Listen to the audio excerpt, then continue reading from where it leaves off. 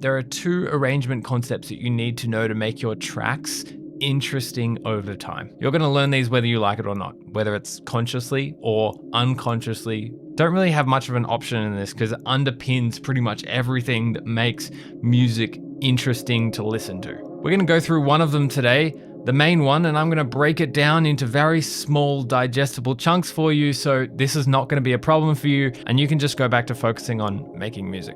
All right, arrangement process. Number one, what makes a good arrangement? By the end of this video, that will be very clear to you. And number two, applying arrangement to your music. How can we put it into practice? So when we think about arrangement, this might come to your mind. This is the classic pop arrangement. When I was learning music production, completely despised this. I completely disregarded this arrangement formula because I didn't want to be told how to arrange my music. I wanted to make something unique. I wanted to make something different. But if I had some sort of understanding as to why this even exists in the first place, probably would have saved myself quite a few years. So yes and no, I'm not going to tell you just to use this arrangement here, but we're going to understand as a byproduct why that exists in the first place. So if we go back to that question one, what makes a good arrangement? We're kind of actually asking the wrong question here. What we need to be asking is, what makes a good story? Arrangement is just storytelling in music. That's all it is. So this is a very simple structure that underpins a lot of classic stories. Take the Three Little Pigs, for example. We have the context. That's where things are set up. Each of the pigs, they leave their house and they choose a different material, straw, sticks, and bricks.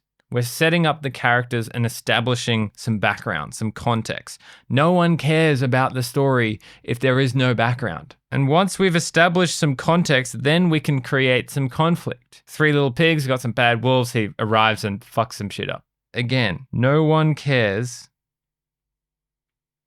unless we have some sort of problem that we need a solution to. We're creating tension here. Then we're working our way up to a main climactic moment. So in the example that we've been talking about, the wolf is trying to blow down the brick house and it's failing to do that. The tension's at its utmost peak. Then we're going down and we've got some resolution. So the ending of the story, they live happily ever after. The pigs have outsmarted him. We're creating some sort of finishing resolution. We're resolving the tension that we've built. So what the hell does this have to do with music? In music, we're doing the exact same thing, but we're doing it in a slightly different way. So a good song might look something like this. We've got an intro. Again, we're establishing that context.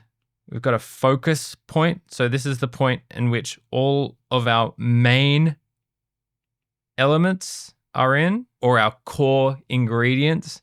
And then we work our way down to a break, which allows us to build tension. And then we're going into our main section where there's some sort of change.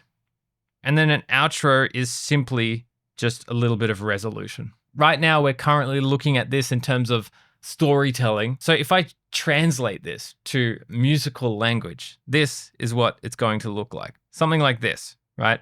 We've got intro, focus, break, main, outro. You can see we've got our timeline at the top here. This is just a classic kind of dance music 6-minute track. And again, we're seeing the same things. The intro, our song is established and we're creating some context. In the focus, we've got our core elements in. This is probably what we started our loop with. And then we have our break to create tension into the main section where we're introducing some sort of new element or change. And then we're going into our outro. Now, there's a few things that we need to note here as well. These little arrows that I've drawn here, these are representing transitions. So we need to make some sort of transition into our focus, into our break, into our main section. All of these are transitions. The other thing that we need to take into consideration as well is throughout this period, we also need to create progression. How are we going to progress our ideas? Are we going to be doing it with drums, with automations, with synth elements, with ambience? There's endless ways to do all of these things, but we just simply need to have some sort of transition, some sort of progression, and these main stages, and it's done. Let me show you this. If I split this into two halves, just like that, it kind of makes thinking about it quite simple because all we need to actually do is make our core elements over here. And then in the second half, we just need some sort of second half change. That's it. We have our core elements, we have our second half elements. We can create all of the other parts just from those things. And then we need our progressions and our transitions as well. But that really simplifies things. But we still haven't yet quite answered the question, like what actually makes a song good. What we're doing here and why all of this actually works fundamentally is because what we're trying to do is maintain intention in our song, trying to maintain purpose. All a good arrangement is just something that is very intentional. And that means that you're moving towards something or you're moving away from something intentionally. Here's a thought for you. Export your song out, click at a random moment in time, and ask yourself this question. What's the purpose of this exact spot in my arrangement? I'm moving towards this. I'm moving away from this. I'm creating tension for a drop. I'm building towards my main synth that's coming in. Whatever it is, if you can answer that question, and this is kind of a nice little self-check that you're on the right path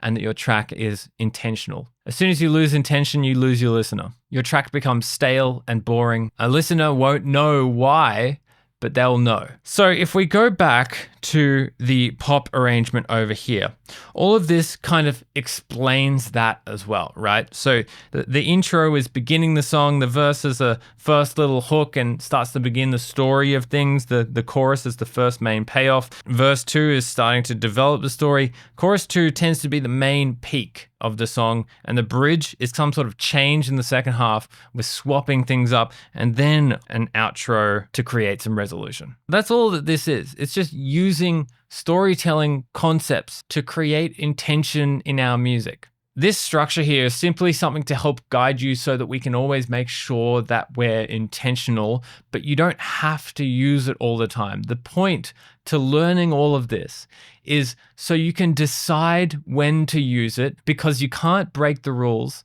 if you don't know what they are. Hope this helps.